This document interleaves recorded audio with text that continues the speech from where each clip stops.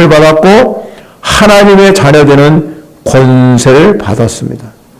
하지만 그들은 끊임없이 그리스도 예수 안에서 변화를 받아서 하나님의 자녀다운 삶을 살아가는 것이 당연한 거예요.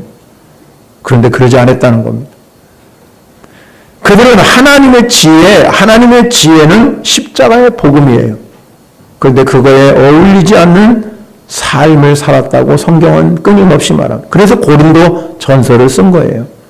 그 교회 안에는 분열이 일어나고 음행이 그 안에 교회 안에 들어오고 우상의 재물을 먹고 세상적인 방법으로 살아가는 이 고린도 교회의 실상을 우리가 보면서 그 교회가 변화보다는 변질되는 모습을 발견하게.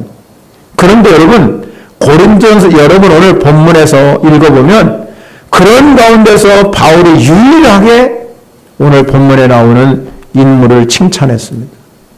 왜 이 사람을 칭찬했을까요? 이 오늘 성경에 보면 이 고린도 지역에서 첫 열매라, 아가야의 첫 열매라고 그랬거든요. 그리고 고린도 교회의 첫 열매, 이 아가야 지방은 예를 들어서 우리가 현도라는 면이 있는데 청주 전체를 의미할 수 있습니다. 이 청주 전체에서 첫 번째로 예수 믿은 사람이 스데바나라는 것입니다.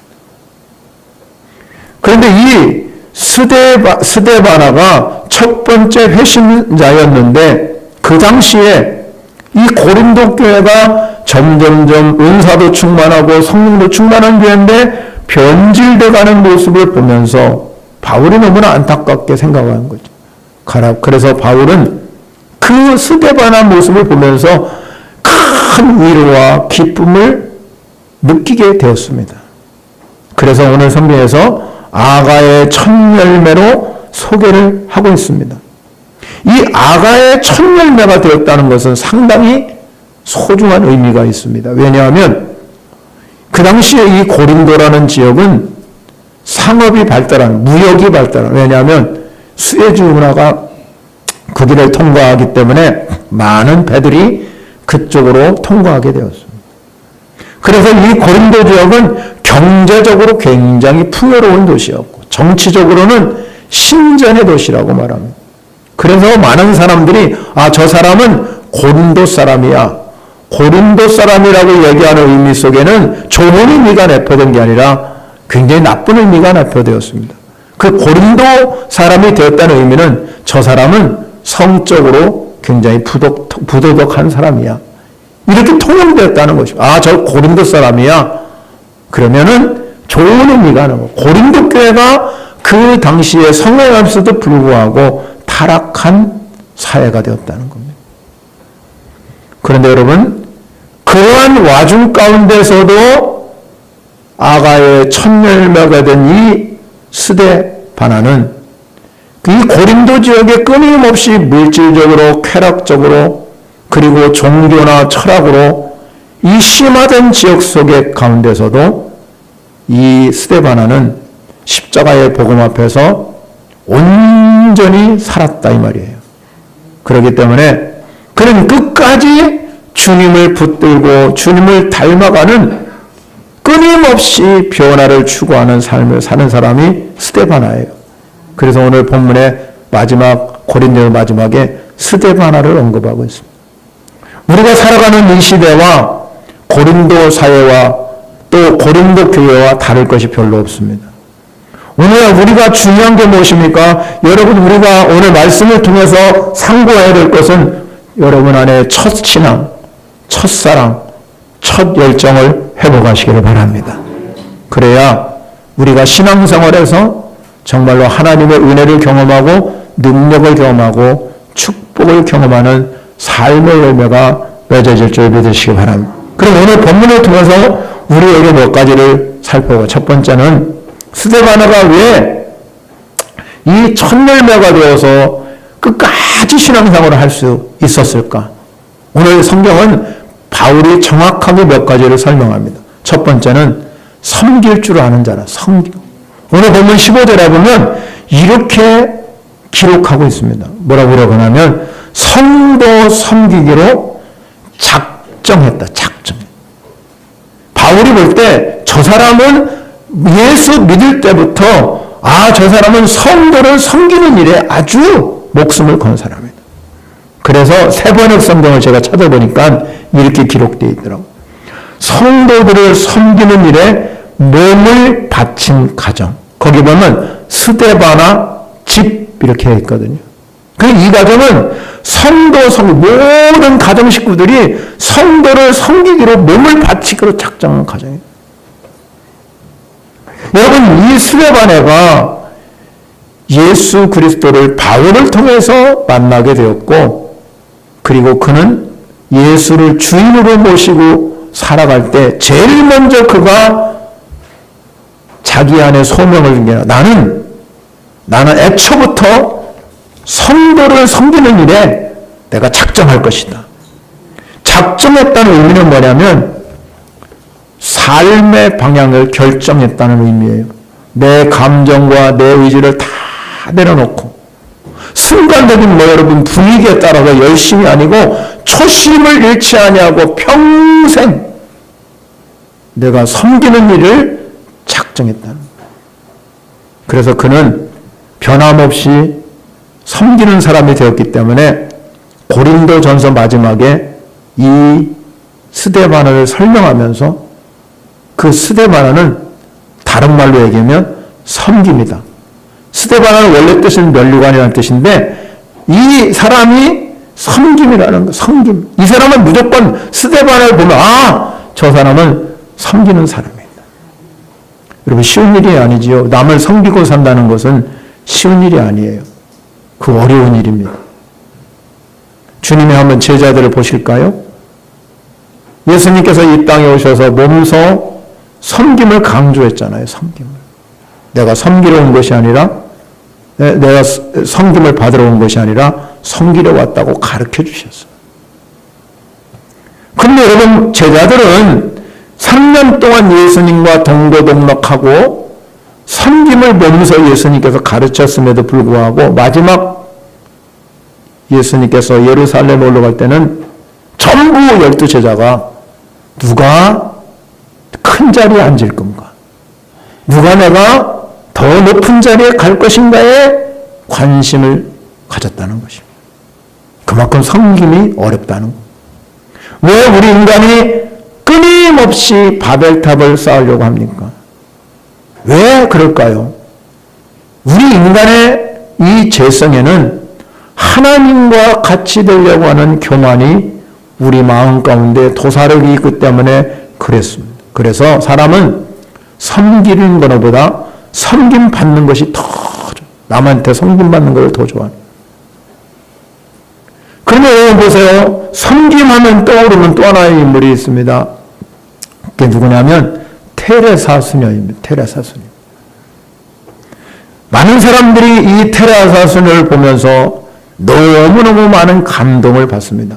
왜 그 인격의 감동을 받냐면 그 옆에서 동고동락하는 많은 사람들이 그 사람을 보면서 정말로 이 테레사를 볼 때는 시기심도 없고 질투하는 마음도 없고 그냥 섬기면서 이 몸에 뱄어요. 그게 그대로 주변 사람들에게 커다란 감동을 줬습니다.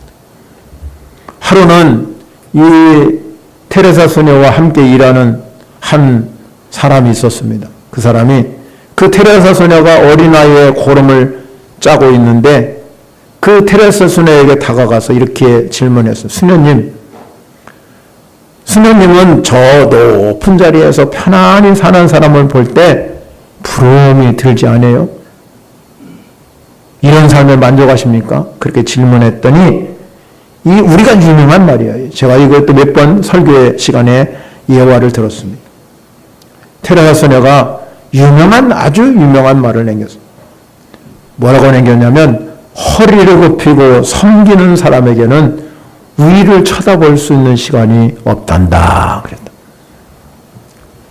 여러분 우리가 이 섬김의 은혜를 터득한 이 테레사 수녀 이 사람뿐만 아니라 예수님도 이 땅에 오셔서 섬김의 삶을 살라고 우리에게 말씀한 거 보면 이 섬김의 삶은 가장 모델이 되는 삶이라는 것을 알 수 있습니다.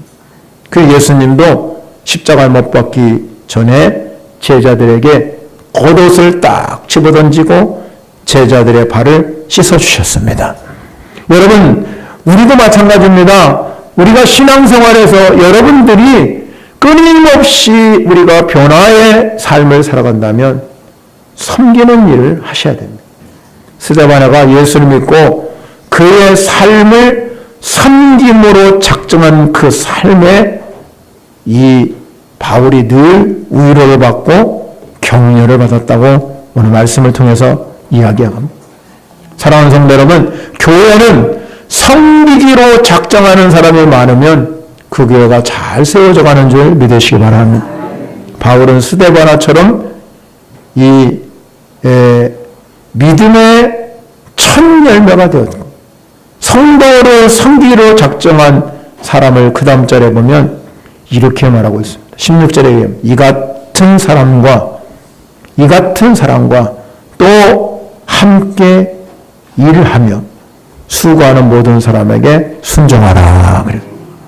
함께 일하는 신앙 공동체는요, 나 혼자 살아가는 공동체가 아닙니다. 함께 하는 공동체. 누구와 함께 일하기를 원합니까? 여러분 다, 저도 마찬가지고 여러분 마찬가지로 섬길 줄 아는 사람과 함께 어울리고 일하는 사람이 되기를 원하잖아요. 모두가 높아지려면 누가 공동체에서 살아남겠습니까? 누군가가 말없이 섬김을 실천하는 사람이 있기 때문에 공동체가 살아나는 줄 믿으시기 바랍니다. 그래서 섬기는 사람과 함께 있는 게 너무 좋은 거예요. 그런데 그런 사람에게, 그런 수고를 하는 사람에게 순종하라는 이 순종하라는 의미 속에는 너무 중요한 말이 있어요. 이 순종한다는 의미, 오늘 본문의 순종하라는 의미 속에는 섬길 줄 아는 사람은 하나님이 또 귀히 여기십니다. 하나님이 귀히 여기시는 사람은 그 사람에게 순종하라. 사람도 귀히 여길 줄 안다는 것입니다. 이런 섬김은 이 고린도 교회가 직면한 문제, 이 분열하고 갈등하고 여러 가지 우상숭배와 음란이 있는 이 교회, 이 문제를 풀기 위해서 스데바나를 중심으로 한 세 인물을 대표로 바울에게 보냈다는 것이죠. 모든 사람들을 대표해서 보냈다는 의미는 그 공동체에서 기히 여김받고 존경받는 인물이기 때문에 그렇다는 것입니다. 사랑하는 성도 여러분, 바울이 이 스데바나를 아가야의 첫 열매로 세우면서 중요한 것이 뭐냐면 섬기기로 작정한 사람이다. 그래, 이 스데바나는 그렇게 변질된 고린도 교회에서도 끊임없이 첫 신앙을 잃어버리지 아니하고 끝까지 그 신앙을 지켰던 것은 그 안에 섬김의 모범이 있었기 때문에 그렇다는 것입니다. 우리가 회복할 것이 뭡니까? 여러분, 우리가 회복할 것은 여러분이 먼저, 내가 먼저 섬길 줄 아는 신앙의 자세로 출발하면 교회는 아름답게 성장할 줄 믿으시기 바랍니다. 두 번째, 이 바울이 오늘 이 스데반의 신앙이 처음이나 마지막이나 왜 똑같았을까? 그것은 오늘 성경에 보서 부족함을 채울 줄 아는 사람이라고 그랬어요. 바울이 에베소에 있을 때에 고린도 교회가 문제가 있다는 걸 알았어요. 그런데 이 대표로 찾아온 사람이 오늘 성경의 세 인물을 기록한 스데바나, 부드나도, 아가이고, 이 세 사람이 대표로 해서 바울을 찾아오게 됩니다. 그런데 이렇게 오늘 성경은 기록하고 있습니다. 내가 스데바나와 부드나도와 아가이하고 온 것을 어떻게 했어요? 기뻐하노니. 뭐라고 그랬다고요? 기뻐하노니. 기뻐했다는 것. 왜 기뻐했을까요? 여러분, 이 세 사람이 바울에게 찾아왔는데 너무 기뻐요. 지금 고린도 교회 문제가 많거든요. 그 이유는 딱 한 가지. 오늘 본문에 부족한 것을 채워줬기 때문에. 부족한 것을 채웠다는 의미 속에 어떤 의미가 있냐면 이 스데바나나 부드나도나 아가이오는 모든 일에 협력할 줄 알고 문제가 만났을 때 자기가 안고 그거를 잘 해결할 줄 아는 사람이었다. 고린도 교회에 당면한 여러 가지 문제가 지금 자기들이 세 사람이 협력해서 여러분 삼겹줄은 끊어지지 않는다고 그러잖아요. 삼겹줄은 끊어지지 않아요. 세 사람이 고린도 교회가 문제를 많은데 이 세 사람은 뭉쳤어요. 그러니까 이 문제를 해결하려고 엄청 노력하고 하나님께 얼마나 기도했겠습니까? 하나님 이 고린도 교회를 살려주십시오. 문제를 해결하려고 보니까 자기들이 문제를 해결할 수가 없어서 조언을 얻기 위해서 에베소에 있는 이 바울에게 찾아오는 거예요. 그러니까 바울이 이들의 모습을 보면서 너무나 기뻐했어요. 바울이 왜 기뻐했냐면 이 세 사람이 찾아왔을 때 저 사람들은 정말로 교회를 사랑하는 사람이다. 정말로 사랑. 왜? 문제를 해결하려고 에베소에 있는 자기에게 찾아오는 거. 그러니까 너무 기쁜 거예요. 교회를 주님의 몸된 교회를 저렇게 사랑하는 마음을 가지고 나를 찾아온다는 거는 여러분 쉬운 일이 아니잖아요. 교회가 무엇입니까? 교회는 함께 세워져 가는 것. 함께 세워져서 부족한 것을 채워가는 것이 교회예요. 그래서 교회가 바르게 세워지고 함께 지어가는 교회가 되면 서로 부족한 부분을 채워요. 부부가 살아가면서 완벽한 사람이 어디 있습니까? 남편이 가진 것 아내가 없고 아내가 가진 건 남편이 없어요. 그러면 우리는 부부가 살아가면서 서로 부족한 부분을 서로가 채워줘야 아픔이 없죠. 갈등이 없습니다. 그런데 내 것만 알아달라고 그러고 내 것만 달라고 그러면 부부간에 갈등이 생기고 황혼해도 이혼합니다. 내가 저 사람하고 살 필요가 있을까? 교회도 마찬가지입니다. 교회 안에는 고린도 교회처럼 약점도 있고 아픔도 있고 진통하는 과정이 있는 것이 교회의 현실이잖아요.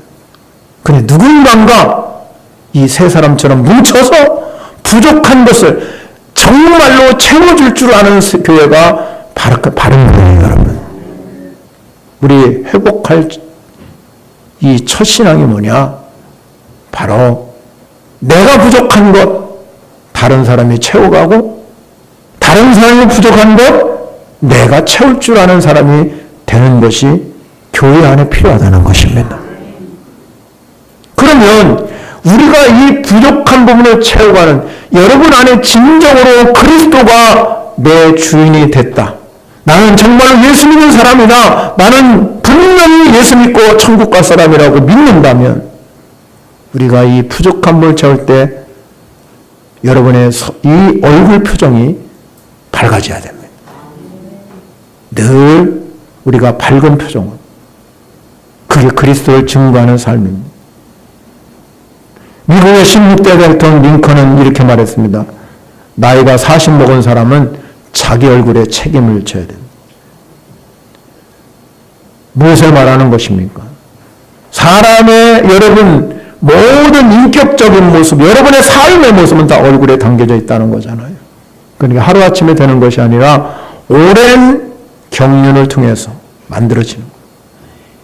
그렇다면 내 안에 진정으로 여러분들이 그리스도를 모시고 사는 사람이라 우리는 몸에 대한 습관, 그 몸에 대한 습관이 내가 나타나야 된다. 그것은 무엇입니까? 부족한 것을 채울 줄 아는 사람. 근데 교회 사람들이 대개 보면요, 막 다른 사람을 막 비난하고 헐뜯고 전화해가지고 막 그냥 이 사람 나쁘다 저 사람은. 그렇게 살아가면 여러분 인생은 망하는 겁니다. 우리는 다른 사람이 조금 부족한 것을 내가 채워야지. 내가 채울 수 있는 정말로 이 이 스데반을 중심해서 부드나도 아가이와 같은 사람이 함께 뭉쳐서 교회를 세워간다면 바울은 얼마나 그 삶을 보고 기뻐했을까. 그래서 이게 온 게 너무 기쁜 거예요. 저들이 저렇게 정말로 교회를 사랑하고 교회를 세워가려고 그러고 교회 사람들이 부족한 걸 채우려고 노력하는 그 모습을 보니 너무 기쁜 거잖아요. 여러분 인생 그렇게 되시기를 축원합니다. 마지막 세 번째 회복할 것이 뭐냐면 이 사람들이 바울이 와서 보니까 마음을 시원케 하는 사람이었다. 여러분 마음을 시원케 했다는 말은 뭡니까? 무거운 마음을 가볍게 해줬다. 답답한 마음을 생수처럼 시원하게 했다는. 생명력이 솟아나도록 여러분 우리 인생은 지금 너무 어렵잖아요. 사회적으로 봐도 국가적으로 봐도 내 주변을 봐도. 그런데 여러분 교회에 오면 살맛 나게 해주는 사람이 되셔야 돼요. 살맛 나는 여자. 그게 뭡니까? 그걸 우리는 뭐라고 하냐면 산소 같은 사람, 산소. 여러분 무더운 여름 날씨에 여러분 정말요 청량음료 마시면 얼마나 좋아요. 살맛 나는 사람이 되시기를 바랍니다. 만나면 즐겁고 만나면 또 보고 싶고 저 사람하고 함께 일했으면 너무 좋겠다. 세상에는 여러분 두 종류 사람이 있다잖아요. 늘 부정적으로 사는 사람. 아무리 세상이 좋아 보아도 똑같이 보는데 세상을 어떤 사람 눈에는 다 비판적이고 비관적이고 늘 원망하고 불평거리만 찾는 사람. 만나면 앉으면 남의 흉만 보고 비난하는 그런 사람. 우리 이런 사람 뭐라고 하는지 알아요? 되게 피곤한 사람이라. 이런 사람과 함께 있으면요 따분합니다. 별로 여러분 유익이 없잖아요. 그런데 여러분 우리는 부정적인 인생이 아니라 긍정적인 인생으로 바꾸셔야 돼요. 긍정적인 사람은 어떤 경우도 어떤 환경에도 모든 사물을 긍정적으로 봅니다. 긍정적으로 생각하고 말을 해도 믿음의 말을 하고 사는 줄 믿으시기 바랍니다. 그래서 이런 자는요 늘 마음속에만 하면 내게 능력 주시는 자라서 모든 거 할 수 있다. 내 삶에도 할 수 있거든요. 무슨 말이냐? 믿는 자에게는 눈치가 날이 없느니라. 그렇게 생각하고 말하고 행동한다. 그러면 그들의 삶이 이럽니다. 하나님이 나와 함께 하시면 여러 우상도 못 미치는 게 있어. 홍해바다도 갈라져. 골리앗 장군도 이길 수 있어. 사망에서 생명으로, 질병에서 건강으로, 절망에서 소망으로, 저주에서 축복으로 바뀌어요, 여러분. 아멘 하는 사람만 그렇게 될지어다. 불가능한 것 보이는 거 가능하게. 이게 믿음의 삶입니다. 교회 와서 한 번도 아멘하고 아멘 한 번도 안고 가시는 분은 보나 마나요, 인생. 여러분 성경에 나오는 긍정 대명사가 누구예요? 여호수아와 갈렙이잖아요. 12명의 정탐꾼이 약속의 땅에 가서 정탐할 때 10명은 부정적인 말. 똑같이 봤는데도 어떻게 이렇게 부정적일까? 늘 부정적. 여러분 우리가 여러분 정치 사회를 보면 그렇잖아요. TV만 키면 서로 싸우고 너무 부정적이에요. 그래서 우리는 그것만 보고 자니까 그런 TV만 보고 사는 여러분은 너무 부정적이에요. 성경을 보시기 바랍니다. 성경은 긍정 언어가 너무나 많아요. 그런데 TV를 보고 있으니까 이 신앙인들도 TV 앞에 있으니까 부정적으로 모든 게 변하는 거예요. 성경을 보셔야, 성경이 보여져야 긍정 언어로 바뀌는 거예요. 긍정. 그러면 여호수아와 갈렙같이 똑같이 봐도 여호수아가 뭐라고 했습니까? 여호와께서 우리를 기뻐하시며 우리를 그 땅으로 인도하여 들으시고 그 땅을 우리에게 주리라. 그리고 뭐라고 했습니까? 과연 젖과 꿀이 흐르는 땅이로다. 똑같이 봤는데 왜 이 두 사람만이 저 땅을 보고 하나님 말씀한 대로 젖과 꿀이 흐르는 땅이 되었을까? 눈을 긍정적으로 믿음의 눈으로 보기 때문에 믿음의 눈. 긍정적인 사람은 믿음의 눈. 나중에 여호수아가 여러분 갈렙을 평가할 때 뭐라고 그러냐면 그렇게 긍정적인 신앙, 믿음의 신앙을 가질 수 있는 일은 딱 하나예요. 내 하나님께 충성했기 때문에. 충성했기 때문에. 잠언 25장 13절 보겠습니다. 같이 한번 큰 소리를 읽어볼까요? 시작. 충성된 사자는 그를 보낸 이에게 마치 추수하는 날에 얼음 냉수 같아서 능히 그 주인함을 시원케 하느니라. 아멘. 여호수아와 갈렙이 바로 그런 사람이었다. 충성된 사람. 충성된 사람이 바로 마음을 시원케 해준다. 그러나 스데바나 부드나도 아가요 뭔 사람이요? 충성된 사람. 예수님의 달란트 비유에서도 자기에게 맡겨준 사명을 잘 감당하고 남긴 사람에게 착하고 충성된 종아 그랬어요. 착하고 충성. 내게 주어진 일에 최선을 다해서 결과가 어떻든지 간에 여러분 감당할 수 있는 사람은 충성된 사람. 주인의 마음을 시원케 하는 결과인 줄 믿으시기 바랍니다. 그러면 우리가 회복할 것이 뭐냐? 충성입니다. 성이라는 단어는 말씀원과 이룰성으로 되었다잖아요. 한문으로 보면. 그러면 말씀원과 이룰성으로 되었다는 성, 충성의 성자. 이 말은 뭐냐면 말하는 것을 다 이루는 것이다. 그럼 우리는 어떻게 해야 됩니까? 믿음의 말을 하면 하나님이 이루어 가시는 거잖아. 그러면 매사가 믿음의 말을 하셔야 되는데 그러지 않다는 거잖아. 작은 일에 소홀히지 않기를 바랍니다. 지극히 작은 것에 충성된 자는 큰 것에도 충성되지만 지극히 작은 것에 불의한 것은 큰 것에도 불의한다. 이걸 명심하셔야 됩니다. 우리는 매사에 어떤 큰 것에만 여러분 잘하려고 하는데 작은 일에는 소중하게 생각하지 않을 때가 너무나 많아요. 그런데 성경은 작은 일에 충성된 자가 큰 것에 충성된다. 그러니 우리가 작은 일에 말 한마디 믿음의 말로 여러분이 살아가면 마음을 시원케 하잖아요. 그러면 충성된 사람은 미래가 보장되어 있고 충성된 사람은 생명의 멸류관을 받게 되어 있어요. 하나님이 예비하셨잖아요. 바울은 뭐라고 그러냐면 결론으로 그러므로 너희는 이런 사람을 알아주라. 알아주라는 의미는 인정해주고 고마워하고 축복해. 그런 사람이 있어 얼마나 고맙습니다. 저도 마찬가지잖아요. 여러분 이런 사람이 있어 얼마나 고마워요. 너무 축복스럽지요. 사랑하는 성도 여러분, 우리가 살아가면서 여러분 삶의 능력이 나타나셔야 돼요. 삶은 능력이에요. 삶은 축복입니다. 그렇다면 여러분이 오늘 이 스데바나를 보면서 어떤 생각이 들었어요? 스데바나의 집, 성도 성기로 작정했고 늘 남의 부족한 것을 채우려고 노력했고 그리고 마음을 시원케 하는 산소 같은 사람, 그 놀라운 은혜를 경험하게 되었습니다.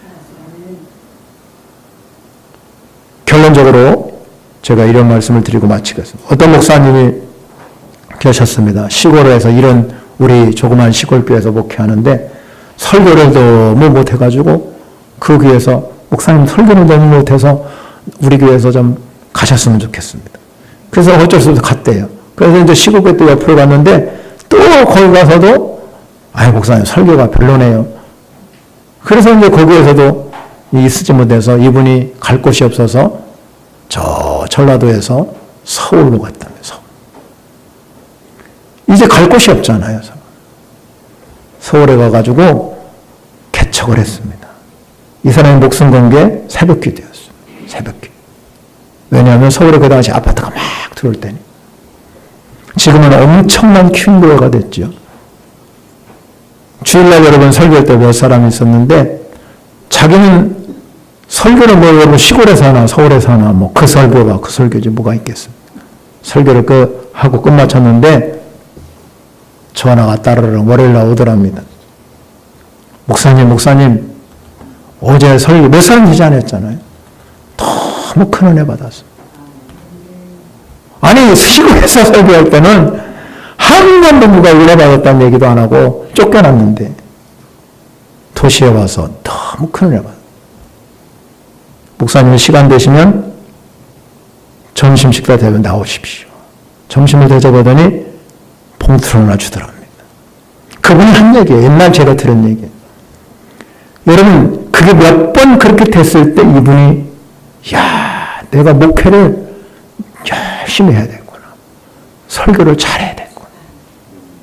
많은 사람들이 격려받고 이래봐서 그 교회가 세계 최고 교회가 됐어요. 그분이 하는 얘기예요. 내가 이 격려가 그 당시에 그 격려가 없었다면 나는 어떻게 됐을까? 사랑하는 성도 여러분, 바울이 오늘 성경에서 스데바나가 바로 그런 사람이잖아요. 이 사람은 성도 섬기는 일을 작정하고 시작한 사람. 얼마나 멋져요. 그러니까 여러분 바울이 이 사람은 너무 마음을 시원케 하는 사람이라고 기록할 수밖에 없잖아요. 변질되고 있는 사회 속에서 신앙도 변질되고 사람도 변질되는 이 시대 속에서 하나님 우리에게 요구하는 게 무엇입니까? 끊임없이 변화를 추구하며 신앙이 뭡니까? 따라합니다. 살아내는 것이다. 큰 소리로 따라합니다. 시작. 살아내는 겁니다. 살아내는 거예요.